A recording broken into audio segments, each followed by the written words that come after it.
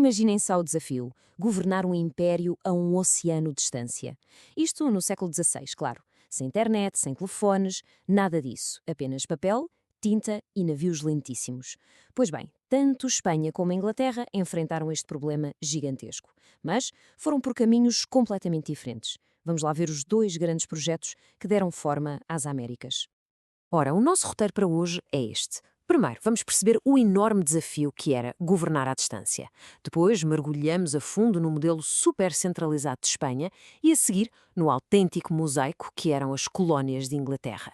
Vamos ver como é que o poder realmente funcionava no terreno e, no fim, pomos tudo em perspectiva e comparamos os legados que estes dois sistemas deixaram para trás.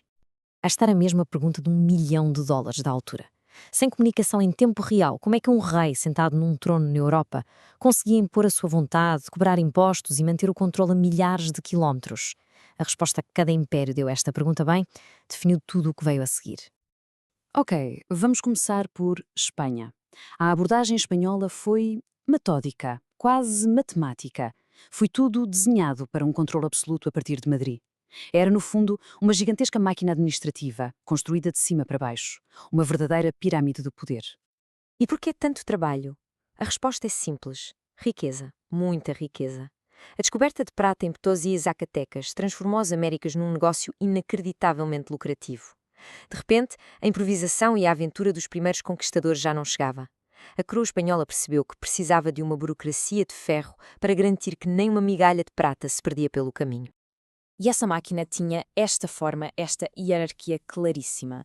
No topo de tudo, claro, o rei, a autoridade máxima. A dar-lhe ordens diretas o Conselho das Índias, que era quem criava as leis a partir de Espanha. Lá, nas Américas, a figura de topo era o vice-rei, que era literalmente a encarnação do monarca. E, a um nível mais local, as audiências tratavam da justiça. Uma cadeia de comando direta, sem espaço para grandes invenções. O primeiro grande pilar de controle foi a Casa de Contratação. Foi criada logo em 1503 em Sevilha e funcionava como um funil gigante. Absolutamente tudo, pessoas, mercadorias, cartas, navios, tinha de passar por ali. Era a forma que a coroa tinha de monopolizar o comércio e de saber exatamente quem e o que é que andava a cruzar o Atlântico. E depois, em 1524, foi criado o verdadeiro cérebro do Império, o Conselho das Índias. Este conselho era a autoridade suprema para tudo o que tivesse a ver com as colónias. Eram eles que escreviam as leis, que nomeavam os vice-reis, os juízes, os bispos, tudo.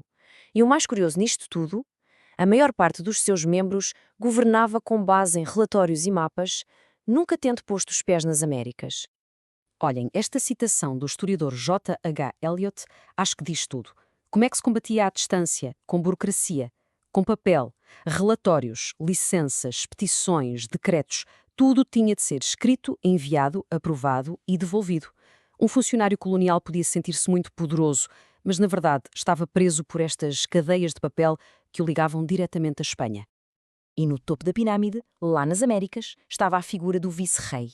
E atenção, ele não era um simples governador, era visto como o alter ego do rei, o seu outro eu. Era sempre escolhido entre as famílias mais nobres de Espanha e personificava a autoridade real. Tinha a sua própria corte, comandava exércitos e tinha a última palavra em quase tudo. Muito bem, agora vamos mudar completamente de cenário. Se Espanha construiu uma pirâmide rígida, a Inglaterra acabou com um mosaico, uma manta de retalhos. A abordagem inglesa foi descentralizada, muito mais focada no comércio e, para ser sincero, a sua estrutura política foi quase um acidente. O que é que salta logo à vista aqui? É o que não está lá, um grande plano central. As colónias inglesas não nasceram todas de um decreto real. Foram aparecendo aos poucos, ao longo de mais de um século, e fundadas por gente completamente diferente e com objetivos muito distintos.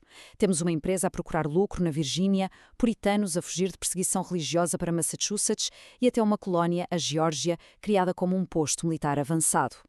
E o que é que isto significa na prática? Significa que desde o primeiro dia havia uma enorme variedade de governos, leis e até de sociedades. Cada colónia era um mundo à parte. A Virgínia não tinha nada a ver com o Massachusetts, que por sua vez era diferente da Pensilvânia.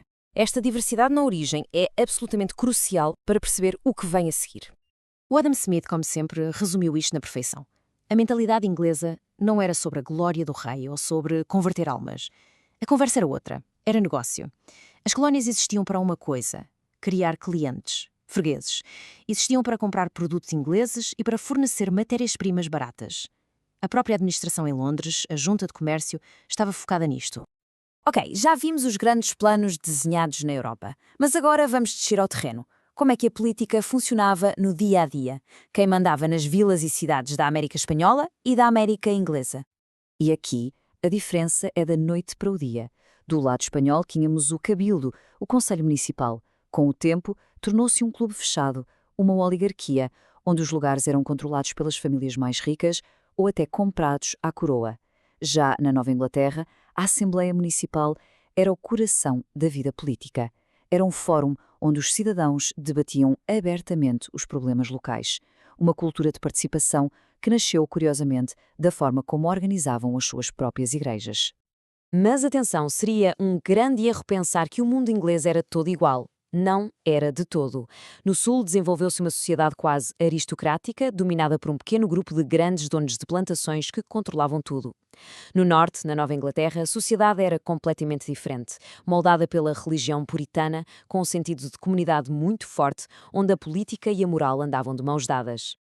E agora, este número, 2,5 milhões, é a população estimada das colónias inglesas em 1775. Pensem bem nisto. Em cerca de 150 anos, a população multiplicou-se por 1000. Este crescimento demográfico explosivo criou uma sociedade incrivelmente dinâmica, cheia de gente à procura de terra e oportunidades. Uma energia social que era completamente diferente quer da Europa, quer da mais estável América Espanhola. Muito bem. Chegamos então ao momento de juntar todas as peças do puzzle. Vimos os dois modelos, as suas estruturas, as suas dinâmicas. O que é que podemos concluir quando os pomos lado a lado? E, mais importante, que legados é que eles deixaram? Este quadro resume tudo de forma muito clara. De um lado, temos o Império Espanhol, controle centralizado, burocrático, focado na autoridade do rei e com a religião como um braço do Estado. Do outro, o Império Inglês, descentralizado, focado no comércio, com uma enorme diversidade política a nível local e onde o Parlamento em Londres se preocupava mais com as regras do negócio do que com os detalhes da governação. São, de facto, duas visões do mundo completamente opostas. E o ponto final é este. Isto não é apenas uma curiosidade histórica. O sistema rígido de Espanha e esta abordagem mais caótica, por assim dizer, de Inglaterra, não só definiram a era colonial. Elas plantaram as sementes de culturas políticas profundamente diferentes que levaram as nações que daí nasceram a seguir caminhos históricos muito, muito divergentes.